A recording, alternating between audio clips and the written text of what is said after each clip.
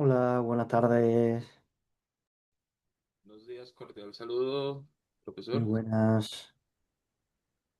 Buenos días, si están en América. Buen día, profe. Buenas. Bienvenidos, bienvenidas.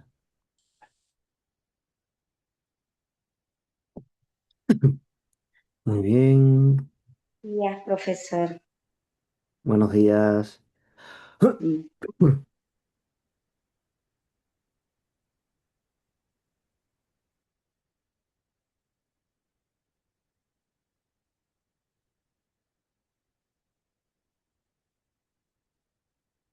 Muy bien.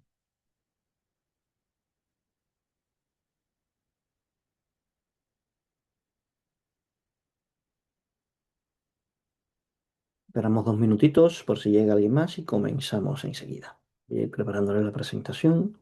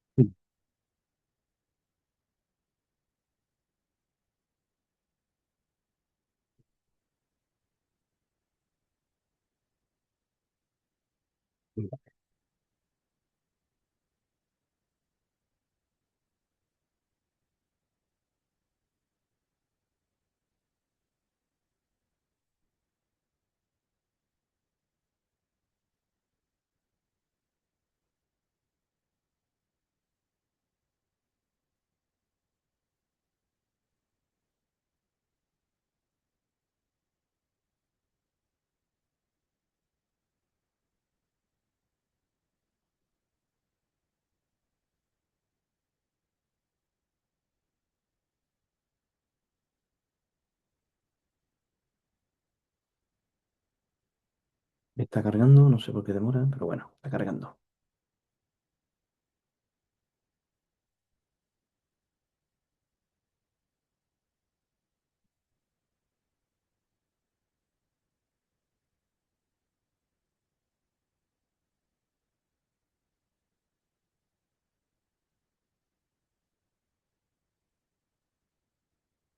Vale, perfecto.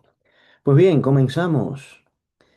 Comenzamos nuestro tema número uno. Tema número uno donde vamos... Es un tema muy introductorio. Es decir, hoy todavía no hablaremos como tal del marco de la competencia digital docente, porque nos hace falta situarnos en la necesidad de todo ello, ¿vale?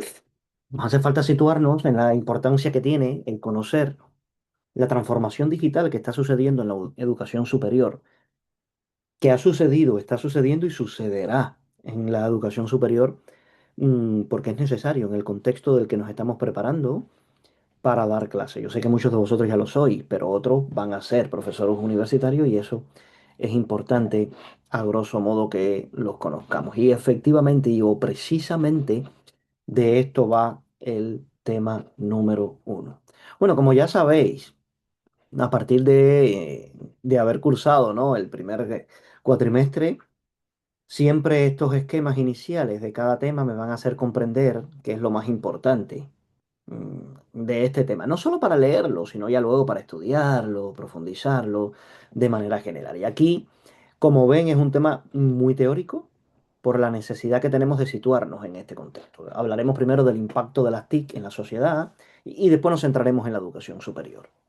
En la educación superior y cómo hoy por hoy se han ido incorporando esas tecnologías, cómo transforma la educación, la sociedad de manera general. Por tanto, a partir de los tres objetivos fundamentales que tiene este tema, que seáis capaces de comprender el impacto de las TIC en la sociedad, de identificar el papel de la educación superior en la transformación digital y sobre todo analizar la digitalización en la educación universitaria.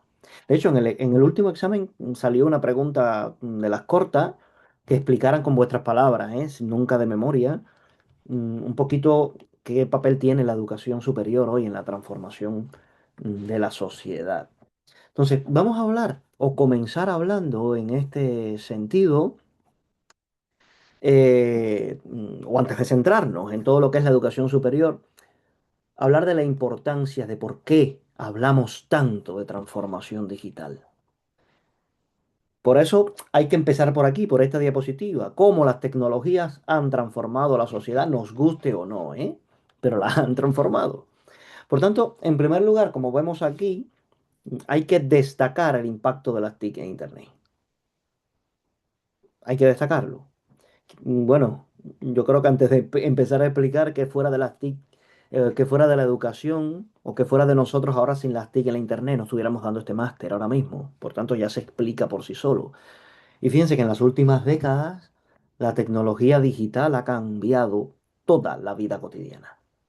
Hoy realizamos actividades diarias como comunicarnos por WhatsApp, informarnos a partir de ChatGPT o de Google, el propio trabajar, el aprender como nosotros ahora, a través de herramientas digitales. Por tanto, han surgido nuevas formas de comunicación. ¿Quién nos iba a decir hace 30 años que iba a existir algo que se llamaba redes sociales tan generalizado? O plataformas colaborativas, la propia mensajería instantánea, que evidentemente ha modificado la manera en que nosotros interactuamos, ¿eh? Luego hay que hablar un poquito, porque todo esto se relaciona con la cuarta revolución industrial.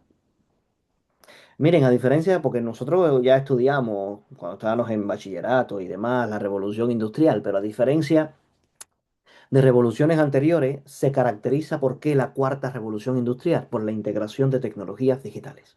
Inteligencia artificial, Big Data, Internet de las cosas.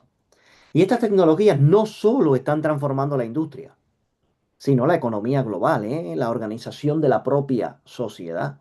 Por tanto, en este contexto, las TIC, como vemos aquí, se han convertido en un elemento central en prácticamente todos los ámbitos. A nivel local, nacional, global. Ahora mismo para sacar un billete de tren, de avión, de autobús, muchas veces no hay que ir a comprarlo físicamente. Por tanto, ya no son herramientas complementarias, sino infraestructuras ya esenciales para el funcionamiento de instituciones, de empresas, de sistemas educativos. Hoy no se concibe una universidad, por ejemplo, sin un entorno virtual de aprendizaje. Y todo esto tiene una consecuencia clara. La digitalización está influyendo directamente en nuestra vida cotidiana. Mírenlo aquí. Desde cómo accedemos a la información hasta cómo trabajamos, cómo nos formamos en sociedad. Pero voy mucho más allá, incluso en el desarrollo de las ciudades, de los servicios públicos. Hombre, pero no todo es color de rosas. Esto también plantea desafíos importantes. Primero, no se produce al mismo ritmo en todos los contextos, en todos los países. Y esto va a generar, o genera ya, dificultades en el acceso, en el uso de las tecnologías. Por eso muchos gobiernos, muchos organismos internacionales están desarrollando, que conoceremos un poco en nuestra asignatura, estrategias y políticas digitales, como veremos una de ellas hoy. Miren, y todo esto que yo les pongo en esta diapositiva es clave para entender por qué la educación superior está experimentando un proceso profundo, de transformación digital, que es precisamente el tema central que vamos a abordar en el desarrollo de esta asignatura, ¿no? La competencia digital docente. Entonces vamos a ver, porque si nosotros queremos entender la transformación digital en la educación superior, es importante considerar, como ya les decía, el papel de las políticas públicas. Y por eso hablo aquí ahora de Europa. Claro, nuestra universidad, la UNIR, es una universidad europea, por eso nos centramos, aunque existen políticas públicas en todas las áreas. Pero en Europa uno de los marcos más relevantes ha sido, es y ha sido la Agenda Digital Europea, que va a establecer o establece, no es que va a establecer, establece diferentes líneas estratégicas. para impulsar de alguna manera el desarrollo digital en nuestra sociedad. Y esta agenda se va a articular con varios pilares, fundamentos fundamentales, valga la redundancia. El primero, la creación de un mercado único, digital dinámico, se plantea la Unión Europea, ¿eh? ¿Cuál es la idea como unión al fin?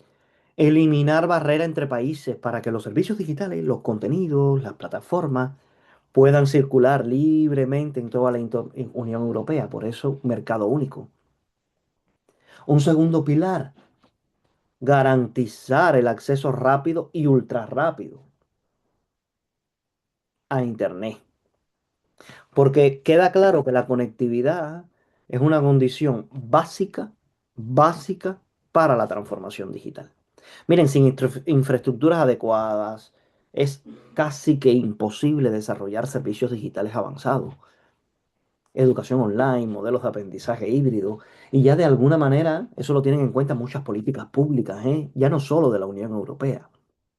El tercero, la interoperabilidad y las normas.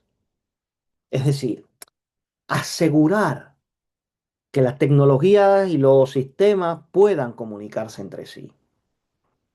Esto es muy relevante en el ámbito como la administración electrónica. No sé en vuestros países, pero aquí yo creo que sí. Existe la firma digital, la firma electrónica, que permite que de alguna manera eso es interoperabilidad, norma, gestionar datos. Y la administración electrónica hoy es un portento a nivel internacional en muchos países. Pero para eso tiene que haber confianza, seguridad. Porque a medida que aumenta el uso de las tecnologías, y lo vamos a ver en nuestra asignatura, también crece la necesidad de garantizar la protección de datos, la ciberseguridad, la confianza de los usuarios en entornos digitales. Por tanto, todas estas políticas públicas van a promover sí o sí también que se investigue, que se innove. Hombre, si avanza tanto la conectividad, si avanza tanto la digitalización en la educación superior, entonces hay que apoyar el desarrollo de nuevas tecnologías. Hay que fomentar la colaboración entre universidades, centros de investigación, empresas. Por tanto, y yo se los voy a ir dejando claro en todo el transcurso de la asignatura, aunque sé que lo tenéis claro la mayoría. Nosotros cuando somos profesores universitarios no solo damos clase, investigamos, innovamos. ¿Vale? Y eso es importante, lo vais a poner en práctica ya en los TFM, esas propuestas de innovación, de investigación y demás. Porque eso de alguna manera subraya la importancia de la propia alfabetización digital, la formación, la inclusión. Y está claro, esto tiene el objetivo de que toda la ciudadanía, ya no solo los profesores, los ciudadanos tengan las competencias básicas para poder participar en la sociedad digital. Bueno, y por último, de alguna manera, esta agenda digital europea se plantea la aplicación de las TIC a grandes retos sociales, ¿eh? Ya no solo educación, cambio climático, sostenibilidad, promoción de la diversidad cultural. Por tanto, todo esto que estamos viendo aquí tiene sí o sí una implicación directa en la educación superior. Y es muy sencillo, las universidades desempeñan hoy un papel fundamental en la formación de competencias digitales, en la investigación tecnológica, en la innovación educativa.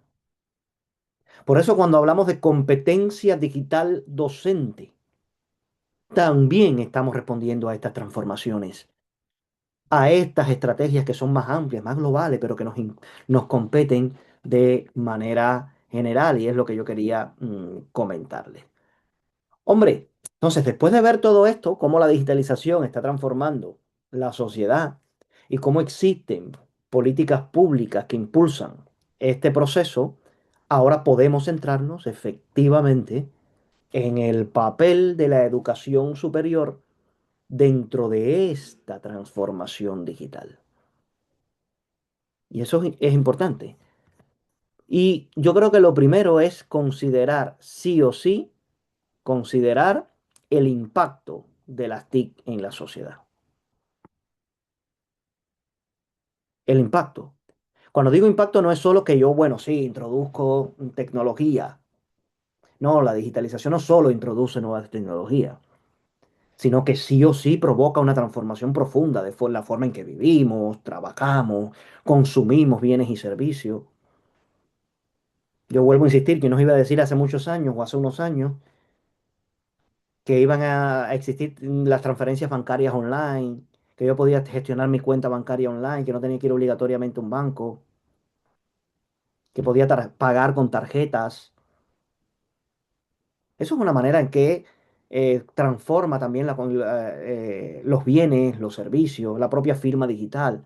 Por tanto, las dinámicas económicas, culturales y sociales están cambiando rápidamente. Y ante este escenario que tenemos delante, surge una pregunta que es básica para nosotros. ¿Qué papel juega o desempeña la educación superior? Sí, Evaristo. Profesor García, buen día, cordial saludo y a todos los colegas del grupo. Yo consideraría que no solamente la educación entra acá en este punto, no solamente influenciaría el manejo de unas plataformas, sino a fomentar y debe de establecer el criterio constructivo de no solamente considerarlos una herramienta porque ya todo el mundo está usando, las está usando el no más, sino también determinar la necesidad de que se establezca el manejo consciente, porque muchas veces tanto colegas como otros como miembros activos que hay de este grupo que son docentes, hemos tenido encuentros donde muchos estudiantes que hacen, resuelven la tarea a punta de ChatGPT o de Gemini y uno determina el alcance sobre ese factor de responsabilidad. Dentro de esas críticas no es solamente, no es satanizarla directamente, sino establecer un criterio ético, social y jurídico, estableciendo normatividad y una regulación puntual sobre los alcances y manejos, ya que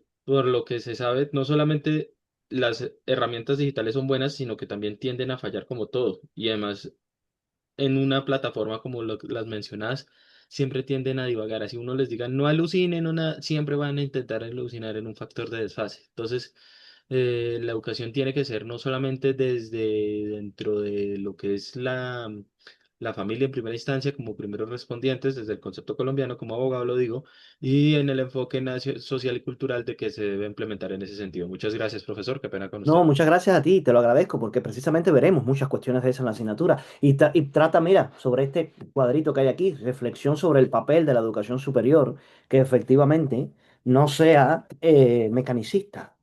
Y lo veremos. Veremos que le vamos a perder el miedo también al ChatGPT y demás. Nosotros les voy a dar pistas de cómo usarlo de manera ética para nuestro TFM, para las investigaciones, para todo, pero de manera ética, como bien decía Evaristo, porque es verdad que alucina, ¿eh? Alucina y sí, hay que tener en cuenta, y vamos a ver siempre lo positivo y lo negativo de cada cosa. Yo creo que eso es importante. Y por eso esa es la pregunta, ¿qué papel desempeña hoy la educación superior? Porque una universidad no solo transmite conocimiento, ¿eh? Sino que tiene que formar profesionales. Imagínese un profesional formado con ChatGPT, que no esté mal ni bien, sino que yo tengo que darle a esa persona la capacidad de desenvolverse en una sociedad digital también. Imagínese un médico, un abogado, un ingeniero, cualquier profesión, un filósofo. Tiene que saber desempeñar competencias de su profesión. ChatGPT no te va a enseñar a hacer una cirugía, no te la va a hacer, te podrá dar pistas, ¿no? Pero no te va a hacer la cirugía. Un abogado cuando esté en un tribunal, en un juicio, no va a poner a ChatGPT a hablar. Entonces las competencias de alguna manera son importantes. Por eso lo de la responsabilidad en la educación superior. Y como bien decía Evaristo, no se trata únicamente de incorporar tecnologías en el aula. Yo creo que es replantear cómo enseñamos. Y reconecto con lo que tú decías. Muchas veces las culpas las tenemos nosotros con las tareas que mandamos. ¿Vale? Ya hay que repensar las tareas, ¿eh? No deben ser memorísticas porque si no te las va a hacer cualquier IA. Hay que pensar ahora en tareas que vean, que desarrollen competencias, que los preparemos en contextos profesionales, sociales, y más en un grado, ¿eh? Y más en un grado con una formación muy específica. Por tanto, en este contexto, el papel actual de la universidad también está cambiando, está evolucionando. Fíjense, ya no es tan hegemónica como antes, ¿eh? Ya no es la única institución que produce y distribuye conocimiento, ojo. Antes el elitismo era total. Si no estudiaba en una universidad, yo no, no, no, no, no. Hombre, claro, es la que forma médicos, es la que forma abogados, ingenieros, claro está. Pero también hay formaciones profesionales muy buenas, específicas, concretas. También hay formaciones que las hacen empresas tecnológicas, plataformas digitales, comunidades online. Pero sigue siendo sí o sí una institución imprescindible para conectar conocimiento, investigación, pensamiento crítico. De hecho, la universidad puede contribuir activamente a los procesos de transformación social, porque es la que, de alguna manera, tiene investigadores, innovadores, la que se tiene que cuestionar los modelos tradicionales y que se tiene que cuestionar cuestiones, valga la redundancia, como la que nos planteaba Evaristo. Entonces, el enfoque de la universidad en esta sociedad digital debe orientarse hacia la educación y la investigación. ¿Al servicio de qué? De los retos que tenemos hoy, de formar de verdad personas competentes. Personas que además van a tener desigualdades sociales. Entonces, la transformación digital de la universidad que hoy está, ¿eh? Y no podemos entenderla solamente como un cambio tecnológico, sino como una transformación que tiene que ser cultural, pedagógica, social, en todos los aspectos. Y les va a pasar, yo sé que muchos ya están dando clase, ¿eh? Pero a otros les va a pasar que van a llegar a la institución, van a ver un grupo de herramientas, de recursos y van a decir, ¿y esto qué? ¿Para qué es? Y si lo usamos de manera simplemente usar por usar, como no son una varita mágica de Harry Potter, yo siempre digo, esto hay que tener las competencias básicas para de alguna manera desarrollarlo. Y por eso yo siempre yo pongo esta diapositiva en esta primera clase, porque una vez que entendemos el papel de la universidad en la sociedad digital, ahora toca analizar lo siguiente. ¿Qué factores concretos, específicos, que veremos muchos de ellos en nuestra asignatura, están generando hoy presión para que el sistema educativo cambie?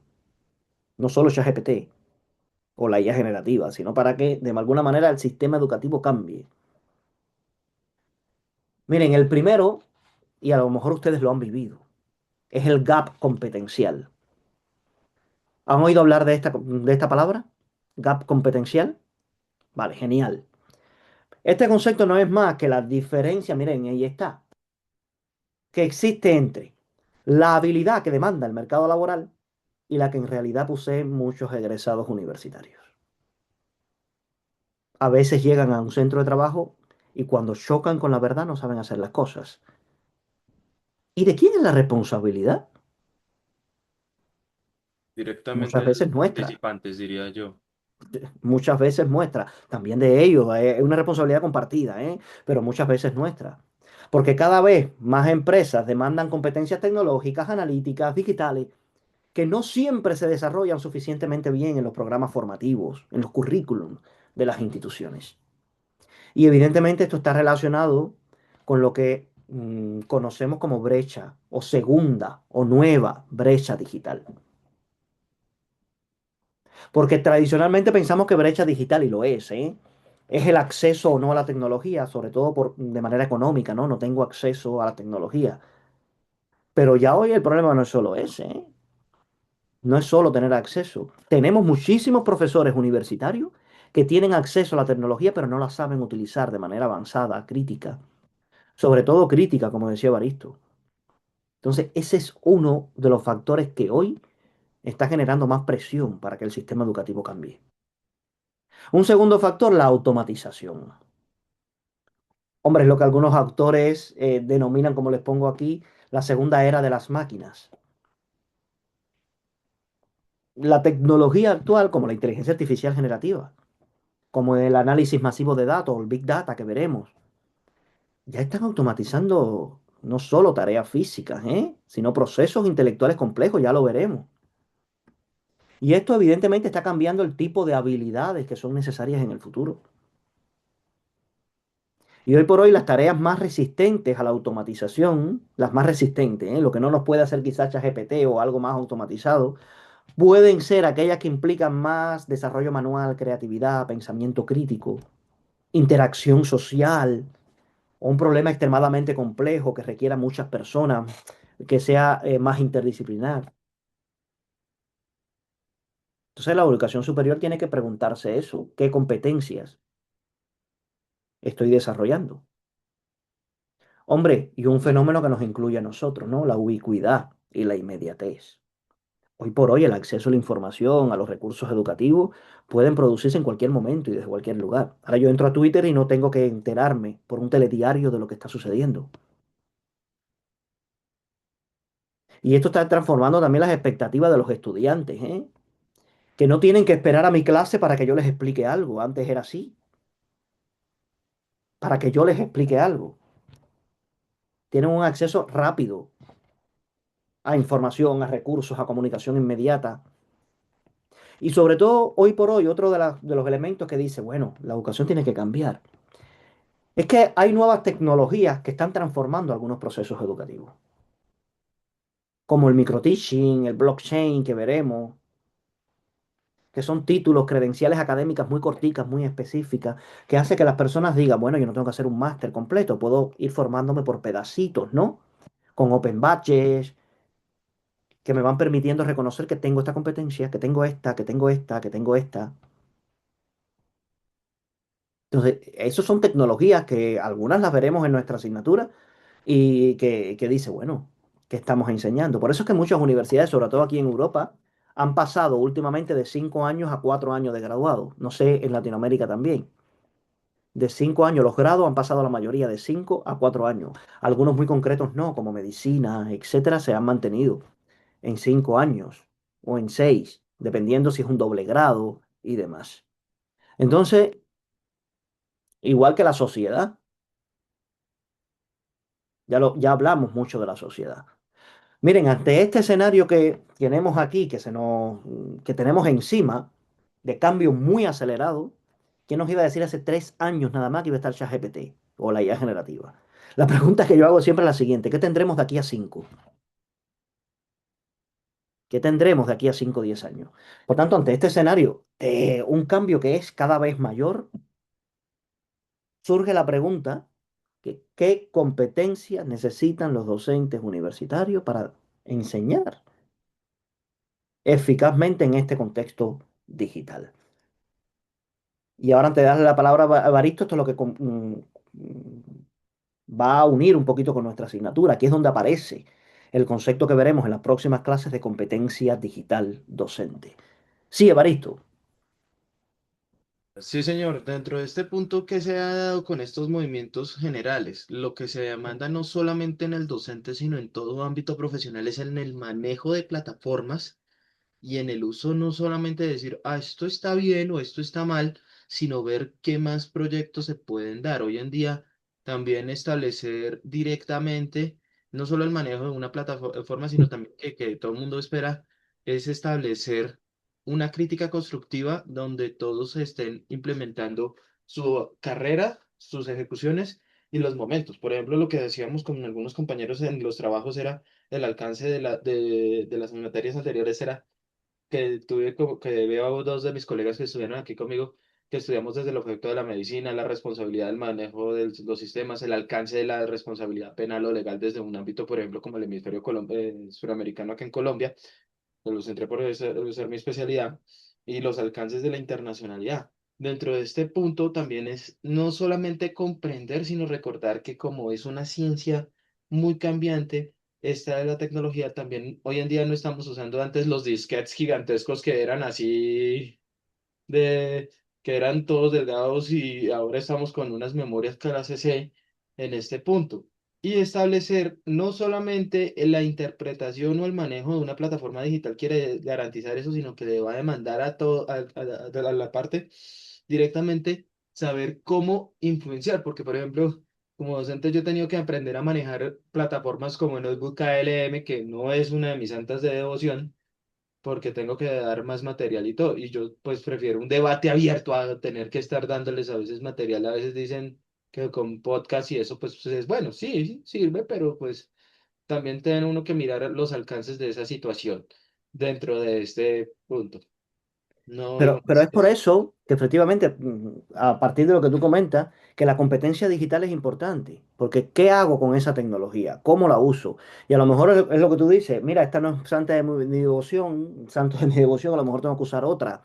A lo mejor si me obligan a usar esta, va a depender de muchos factores universitarios. Pero si evidentemente tú tienes una competencia digital un poquito más amplia, vas a poder manejarte, caminar o navegar por esas aguas de una manera más eficiente que otro profesor o otra persona que no tenga esa competencia digital, que ve la tecnología como sí, esto es una varita mágica. Y es el caso, y es un poquito lo que intentaremos ver en el transcurso de nuestra asignatura. Y es también muy evidente que hoy por hoy el sistema educativo o el sistema universitario está intentando digitalizarse por todo lo que hemos hablado. Es muy raro ya una universidad que no tenga un campus virtual. Entonces, es interesante ver cómo se está produciendo esa digitalización en el sistema universitario. Sobre todo, ¿se centran en qué? Miren, en lo que les pongo aquí en el medio. La incorporación de las TIC que no implique únicamente utilizar herramientas tecnológicas, sino que de verdad modernice instituciones universitarias y que el profesorado pueda innovar, no usarlas por usarlas, innovar en la docencia universitaria. Porque el gap competencial lo vimos. Hay que preparar a los estudiantes para el mundo laboral.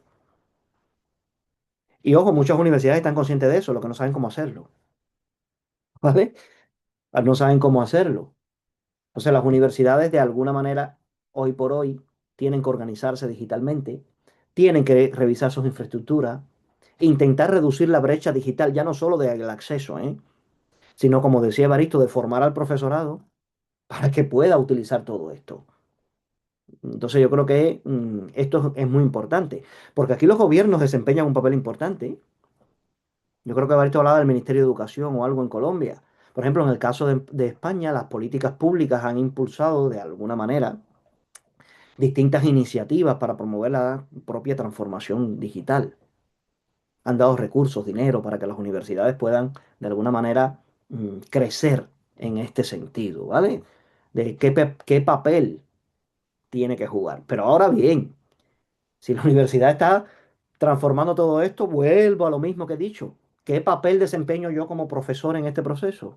Y vuelve a entrar la necesidad de la competencia digital docente, que es el eje central de toda nuestra asignatura. Entonces, mírenlo aquí. Después de analizar todo eso, podemos ver cómo se está materializando este proceso en el sistema universitario. Y hoy se está materializando de manera global en distintas líneas de actuación orientadas a eso, ¿no? A modernizar, digitalizar. Ahora cuando yo le suba la diapositiva se les va a ver mejor, ¿no? Cuando yo se la suba. En la primera línea, mejorar el equipo digital y la infraestructura. Claro está. Si decimos que lo importante es qué hacer con la tecnología, pero bueno, hay que tenerla, ¿no? Si no tengo la tecnología no puedo hacer nada con ella. Por tanto, esto implica o incluye actualizar tecnológicamente las aulas, los sistemas informáticos, los servidores. Brecha digital, tener acceso a la tecnología es lo primero. Ah, ya una segunda línea no es solo tener acceso, educación digital. Y es por eso que muchas universidades ya tienen vicerrectorados o direcciones de TIC, de tecnología. Y aquí es donde cada una va a intentar mejorar los entornos virtuales de aprendizaje que tenemos. Aquí es donde cada una va a intentar desarrollar sistemas de apoyo a la docencia, mecanismos, por ejemplo, para secretaría, evaluar desarrollar todos los procesos de enseñanza en entornos digitales, qué herramientas usamos. Y luego la formación, los contenidos, para no caer en el gap competencial. Hay que crear de verdad materiales, recursos, repositorios que amplíen también la oferta formativa. Y hay muchas instituciones, que ya le están dando el papel que considera o empiezan a darle el papel que requiere la formación del profesorado en competencias digitales. Porque ¿qué pasa a un profesorado o con profesores que no hacen una formación como la que están haciendo ustedes? Hay que formarlos desde la propia universidad en las competencias digitales, al menos en lo básico, porque si no, ¿cómo integran la tecnología? Y por último, bueno, una línea 4 que tiene que ver con el desarrollo de plataformas, servicios digitales para la gestión, porque no es solo digitalizar la enseñanza. Cómo subimos las actas, las calificaciones, cómo gestionamos los datos, las matrículas, todo ese proceso también se digitaliza. Esas son líneas de actuación que muestran un poquito que la transformación digital que estamos hablando requiere una estrategia integral, ¿eh? No solo usar algo en el aula y listo. No solo es usar algo en el aula y listo. Y por supuesto que las TIC juegan un papel fundamental. Y yo les voy a enseñar en el transcurso de la asignatura que no todo es con TIC, ¿eh? No siempre hace falta TIC y de vez en cuando también hace falta el cara a cara, ¿eh? Atiéndanme aquí que estoy en la pizarra. Pero evidentemente hay un grupo de recursos, ya que estamos hablando de todo esto, del contexto, y es que el uso de las tecnologías juega hoy por hoy un papel importante. Esto se inició en los años 80, ¿eh? Poco a poco. Hombre, en los años 80 en los países con más recursos.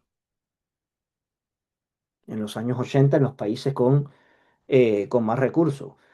Porque hay países con menos recursos que ni siquiera en los 2000 han podido, al inicio de los 2000 han podido llegar a todos estos contextos.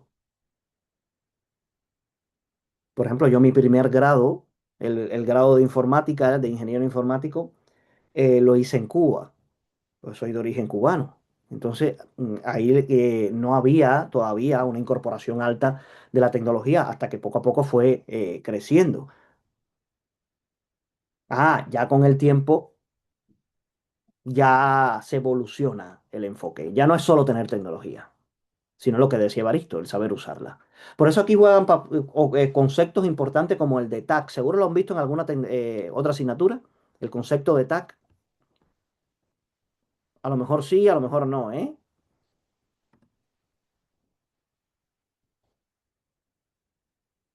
A lo mejor sí, a lo mejor no. Pero bueno, tecnologías del aprendizaje y el conocimiento. Ese es el concepto o lo que se requiere. Y simplemente va a enfatizar que la tecnología no debe usarse simplemente para transmitir información, sino para que de verdad facilite aprendizaje y construcción del conocimiento. Y desde este punto de vista, las TAC, las famosas TAC, tienen varios objetivos. Mejorar los procesos de enseñanza-aprendizaje, facilitar el acceso a recursos, pero no el recurso por recurso, sino que de verdad ayude en todo esto. Entonces, ¿cuándo yo puedo decir que genera un impacto positivo en la docencia? Bueno, cuando no la uso por usarla, cuando logro aumentar la atención y la participación de mis alumnos, cuando logro aumentar la motivación, cuando logro desarrollar en ellos competencias profesionales, digitales, y que logro que aprendan. Ese es el objetivo fundamental. Si no, no las uso. ¿Para qué? Y es por eso que vienen desafíos, que hay retos. Ya yo no solo me tengo que centrar en transmitir contenido, porque si yo soy ese profesor que estoy dando medicina, derecho, o economía, informática, como un papagayo, ¿no? Hablando, hablando, hablando, hablando, hablando. Evidentemente, sí, me van a atender porque después los voy a evaluar en un examen. Pero la parte más interesante a lo mejor la ven después en un vídeo, que no soy yo. Todo va a estar en las metodologías que yo use, que yo de verdad sea el facilitador, pero que ellos desarrollen un poco de competencias activas, metodologías activas en este sentido. En definitiva, miren, integrar la TIC en la docencia no es solo introducir tecnología en el aula. Hay que repensar la forma de enseñarla. Yo siempre pregunto algo importantísimo cuando estamos evaluando, no sé, no solo TFM, sino oposiciones de plazas y demás. ¿Para qué estás usando la tecnología? Esa es la pregunta más importante para mí. ¿Para qué? ¿Qué hay que mejorar que tú has decidido introducir tecnología? Y eso tiene que ver evidentemente con lo mismo, con la competencia digital docente, que es la que me va a definir qué conocimientos, habilidades, actitudes necesito yo desarrollar para poder lograr todo esto que de alguna manera hemos estado viendo. Y bueno, sin ánimos de entrar a competencia digital docente, porque todavía, simplemente de manera introductoria, una vez que de forma general hemos visto cómo las TIC se han incorporado de manera progresiva a la docencia universitaria, es relevante preguntarnos qué tipo de competencias tecnológicas necesita desarrollar el profesorado para integrarlas de forma efectiva. Y hay muchos autores que han propuesto modelos, ¿no? Que describen las competencias tecnológicas del docente universitario. Y aquí podemos observar cuatro niveles o dimensiones principales que algunos de estos modelos hacen alusión a ella. La primera, que es la que dice aquí C1, es que yo sea capaz de utilizar recursos y nuevas tecnologías en diferentes funciones académicas, no solo en la docencia, en la investigación, la gestión. Pero esto es un nivel primario, el nivel uno, que busca simplemente que yo sea capaz de conocer, de manejar las herramientas tecnológicas. Eso quizás una gran parte del profesorado lo tiene, una gran parte, otra gran parte a lo mejor no. Ah, ya la cosa se complica un poquito más cuando llegamos a un nivel C2. Un nivel C2 que ya va a implicar integrar tecnología en diferentes situaciones de enseñanza. Y aquí ya la tecnología va a dejar de ser un simple apoyo y empieza a formar parte del diseño de las actividades de aprendizaje. Por tanto, ya no es utilizarla, sino utilizarla de manera intencional, con una estrategia pedagógica. Si no, se convierte en lo que nos decía Baristo, en que me voy para ChatGPT, en que de alguna manera no estoy dándole el sentido y el enfoque necesario. Hombre, ya si paso ese nivel y llego a un tercer nivel, es la capacidad que ya yo tenga, o la competencia que ya yo tenga como docente universitario para gestionar entornos de aprendizaje flexibles, como dice aquí, enriquecidos con tecnología. Y ya esto ya se asocia a que sea capaz de usar de manera efectiva plataformas virtuales, recursos digitales, que si un día, aunque mis clases sean presenciales, tenga que desarrollar alguna videoconferencia online, que sea capaz de desarrollar eso, que sea capaz de aplicar, como vimos en la asignatura de metodologías activas apoyadas en herramientas tecnológicas. Por tanto, esto es un nivel un poquito superior a simplemente integrarlo en el aula. Y hay quien desarrolla el último nivel, que es la innovación apoyada con tecnología.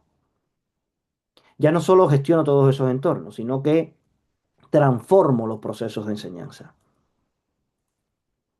y genero prácticas ya totalmente innovadoras que otros pueden imitar,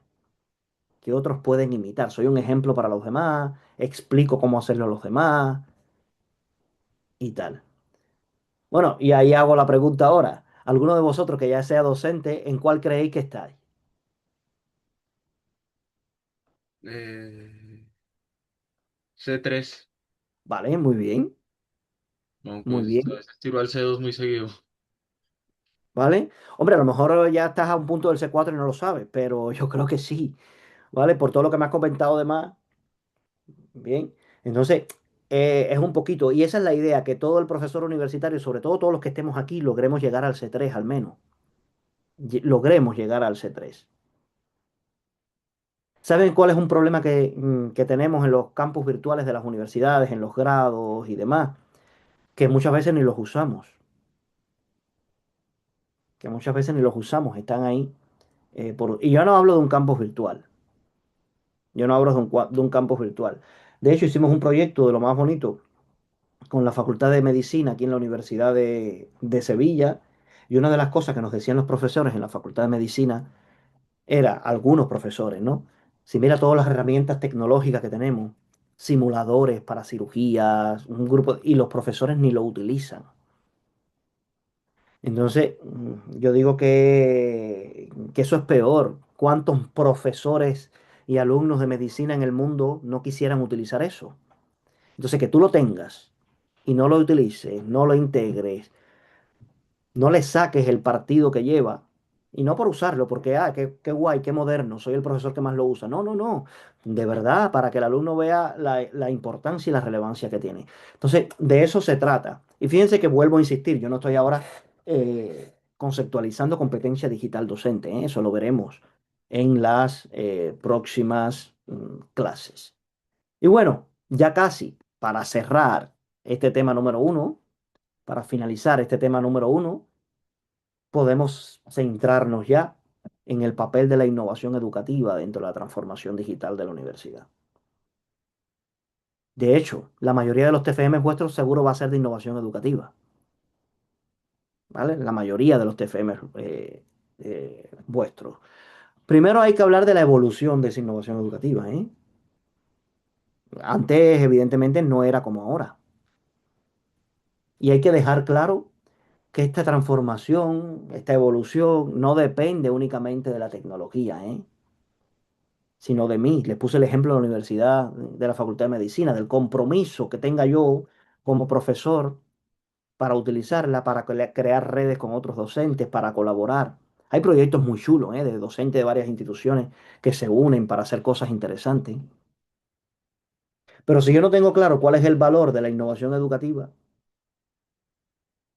yo siempre les digo a mis alumnos, miren, la innovación no es introducir herramientas simplemente en el aula, ni crear nada nuevo, no hay que inventar nada nuevo. Con que yo cambie mi enfoque pedagógico, con que yo haga algo distinto para que mis alumnos aprendan mejor, listo. Simplemente cambiando el rol de que ellos sean más activos, de que busquen, de que investiguen, de que produzcan, de que crean, ya de alguna manera empiezo a innovar, empiezo a innovar. Claro que las TIC no son obligatorias y lo voy a insistir, pero me dan posibilidades, son cosas distintas. Me van a dar un abanico de recursos y de elementos para yo apoyarme en la formación universitaria, para la colaboración, para la comunicación, para buscar variantes a la hora de impartir una docencia. Yo creo que eso es importante. Variantes para mi apoyo, variantes para evaluar mejor, para usar en las plataformas virtuales, para que ellos aprendan de manera más eficiente. Variantes que yo decidiré si las uso o no. Si yo decidiré que las uso o no. Pero va a depender muchas veces de las capacidades que la propia innovación desarrolle en mi propia universidad. Me explico. Las propias instituciones universitarias muchas veces son las primeras que no se adaptan al cambio tecnológico y no promueven una cultura de innovación que contribuya a que el profesorado utilice todo esto. Son las propias universidades, muchas veces, no todas, ¿eh? Y va a depender de quién esté dirigiendo cada área. Vamos a ver que hay facultades que son muy innovadoras en un sentido y otras no tanto, porque se dejan llevar por las mecánicas tradicionales y ojalá que nosotros rompamos con eso, ¿no? De cierta manera, de cierta manera. Y ojalá que de verdad no usemos solo las TIC como TIC, sino que le saquemos provecho y las convirtamos en TAC, que es cuando las usamos para que de verdad aprendan. Porque el enfoque de TAC, yo vuelvo a insistir, me va a subrayar a mí el hecho de que la tecnología la vamos a utilizar principalmente para favorecer el aprendizaje. No, no para facilitar mi clase, ¿eh? Para favorecer el aprendizaje. Para que construyan conocimiento, para que participen. En otras palabras, miren, la transformación digital que hoy hemos estado hablando en la universidad no se puede limitar a incorporar tecnología. Hay que repensar modelos educativos, innovación docente, situar al aprendizaje de verdad en el centro del proceso. Va a depender de muchas cosas, ¿eh? No hay una fórmula. Y va a depender de los recursos que tenga la institución. Claro está. No es lo mismo innovar en una universidad con muchos recursos que en otra con más pocas, que también se puede, ¿eh? Pero es más complejo. Va a depender muchas más cosas de mí. Bien, entonces yo creo que eso es lo importante. Bien, Para terminar, me gustaría que nos quedáramos con algunas ideas clave de lo que hemos visto en un tema que es meramente teórico. Ya veremos otros temas prácticos, pero tenemos que introducir en este primer tema todos estos elementos. Primero, que la transformación digital no es una cuestión tecnológica simplemente, como hemos visto. Es también el cómo se aprende, cómo se imparte un contenido, cómo se usa ChatGPT. Yo siempre pongo el ejemplo, ahora, actualmente. En segundo lugar, que mi institución universitaria no está al margen de la transformación digital de la sociedad, no. De hecho, yo creo que tiene una función estratégica, es la que forma a los profesionales del futuro, o una de las que lo forma. Es la que genera conocimiento, la que contribuye al desarrollo social. Tiene que digitalizarse y no solo en introducir herramientas tecnológicas, sino en repensar nosotros mismos también cómo enseñamos, cómo aprendemos. Entonces, hemos visto también que tenemos que integrarla con sentido pedagógico. Y aquí les he resumido en varias diapositivas, que es donde entra la idea central de nuestra asignatura, competencia digital docente. No basta con las infraestructuras, yo vuelvo a insistir. En otras palabras, competencias concretas que necesito como profesor universitario en la sociedad digital. Y eso lo veremos ya a partir de las próximas clases, sobre todo en la próxima ya comenzaremos con qué es esa competencia digital de la que estamos hablando y que deberían tener todos los ciudadanos, incluidos todos nuestros alumnos y nosotros mismos de manera general. Pero esta es la introducción, ¿no? Del tema número uno, que vuelvo a insistir, es un tema muy teórico, ya veremos herramientas en las próximas clases y demás. Algo que quieran comentar, plantear, les doy la palabra. Preguntar si hay dudas. Yo ahora mismo terminando, en un rato les subo la presentación. ¿Se ha comprendido?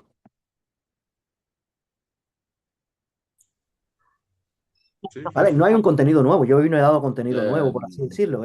Esta clase es más bien un debate, ¿no? De por qué es necesario esa competencia digital docente que vamos a dar en el transcurso de la asignatura. Lo que sí se lo he impartido mediante esquemas, ¿no?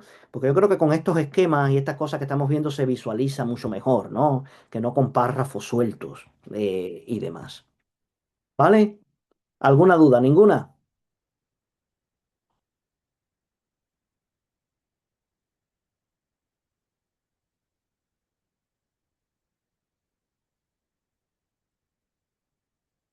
Vale, pues nosotros ya vamos por aquí.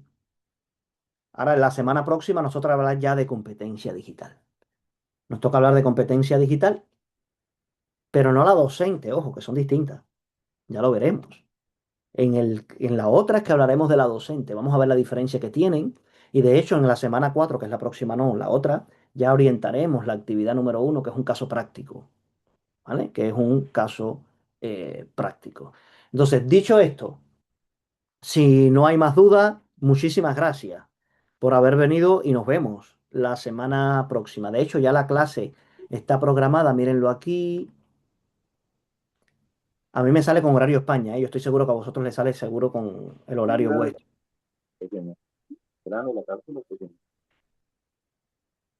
¿vale?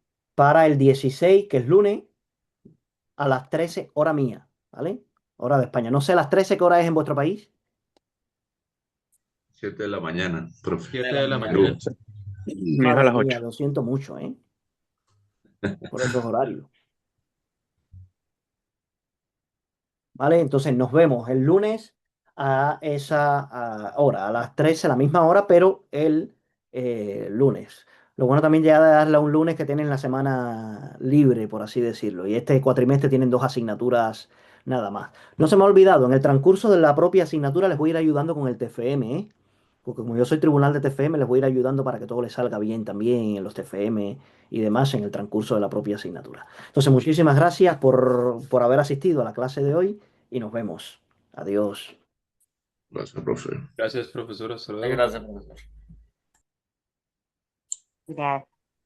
Gracias.